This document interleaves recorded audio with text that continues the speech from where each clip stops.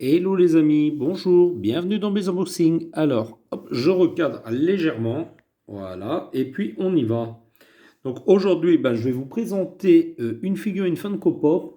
Donc elle m'a été offerte par Damien et je le remercie. Donc Damien, si tu vois cette vidéo, un petit pouce en l'air pour toi. Et puis je vais vous présenter tout de suite la figurine. On y va. Alors, ça sera du Masters of the Universe. Alors, celle-là, je ne l'attendais pas vraiment, mais ça me fait super plaisir, hein, elle va bien rejoindre ma collection parce que celle-là, elle est d'une convention, donc la Fall Convention. Je ne connais pas du tout, hein, celle de 2021. Et puis, c'était une exclusivité justement de cette convention. Donc, ce personnage, alors moi, je confondais avec le roi Is.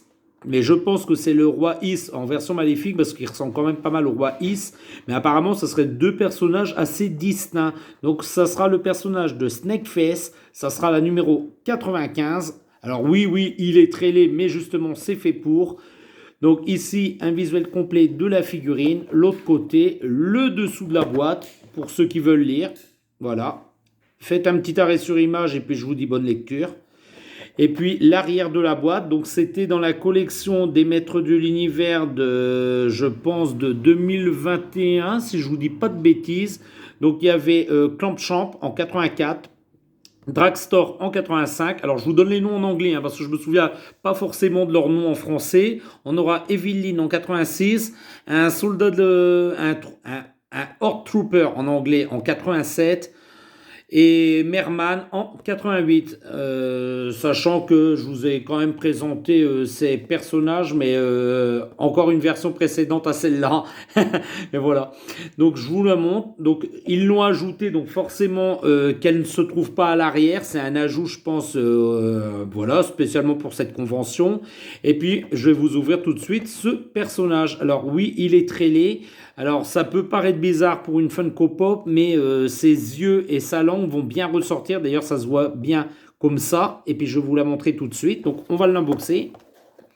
Alors ça ressort, oui, parce qu'à l'époque, la figurine qui existait, elle avait un petit bouton dans le dos où on pouvait justement lui faire sortir justement ses appendices, donc sa langue en l'occurrence et ses yeux.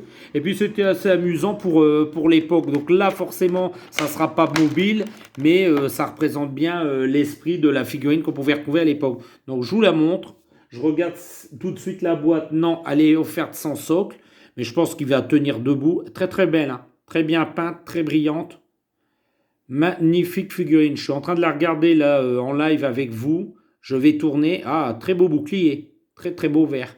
Donc forcément, des serpents partout. Donc pour moi, c'était le roi Is, mais en version maléfique. Alors peut-être je me trompe, parce que justement, c'est un personnage qu'on a connu vraiment sur le tard. Il n'apparaît pas justement dans l'animé de filmation, donc dans l'animé des 80 par le studio Filmation. Il est apparu que bien plus tard, donc dans la version 200X, donc l'animé de 2002. Et forcément, comme c'est un personnage qu'on n'a pas vu, j'ai très peu de souvenirs de ce personnage, mais il est très très beau, hein. Vraiment, c'est une très belle figurine. Il a vraiment des serpents partout sur son casque, à l'arrière là qui s'enroule, puis sa tête revient par devant. Vraiment un personnage très très laid, mais beau dans le design, hein. Très très beau dans le design, des très belles couleurs là comme ça part du vert jusqu'à se transformer sur le gris de son visage et avec les yeux comme ça qui ressortent. Donc les yeux c'est des serpents plus la langue serpent, c'est vraiment un très beau personnage. Donc là je vais voir s'il tient debout. Oui, il tient très bien. Bon, il bascule légèrement. Alors je pense que je le mettrai sur socle. Ouais, il penche légèrement, mais il tient. Je vais bouger un peu la table. Oui, ça tient très bien, hein. Il va pas tomber. Mais il est vraiment très bien verni, hein. J'ai jamais vu une figurine briller autant. Et son casque est très verni, très très brillant. Il n'a pas du tout une partie mate, à part peut-être, non même pas, j'allais dire au niveau de son corps. J'étais en train de regarder ses jambes et son visage. Non, non, il brille partout. Il est vraiment très très très très verni et très très brillant. Après, voilà, d'autres vont aimer, d'autres un peu moins. Moi, je l'aime bien et il rejoint très bien ma collection. Voilà, c'était une petite vidéo de présentation pour ceux qui connaissent pas ce personnage. Et puis, pour les autres qui le connaissent, ben, n'hésitez pas. L'espace commentaire, c'est fait pour ça.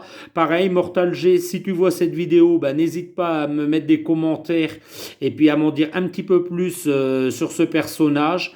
Voilà, je lance une bouteille à la mer. Hein. Je ne sais pas si Jerry, tu vas regarder cette vidéo, mais si tu la regardes, n'hésite pas à me donner un peu plus de détails sur ce personnage que je ne connais pas forcément.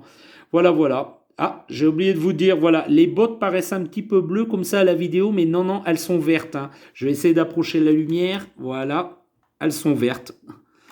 Bizarrement, elles sont de la même couleur que le casque, mais on dirait un vert différent au niveau de la vidéo. Voilà, voilà, je vous ai tout dit sur ce personnage-là. Bah écoutez les petits amis, si cette vidéo vous a plu, n'hésitez pas, un petit pouce en l'air, likez, partagez, et puis bah, comme je vous dis, un petit commentaire pour me faire un petit coucou ou pour éventuellement bah, me poser des questions et je réponds à tous. À très bientôt les petits amis dans les unboxings de Fred. Au revoir.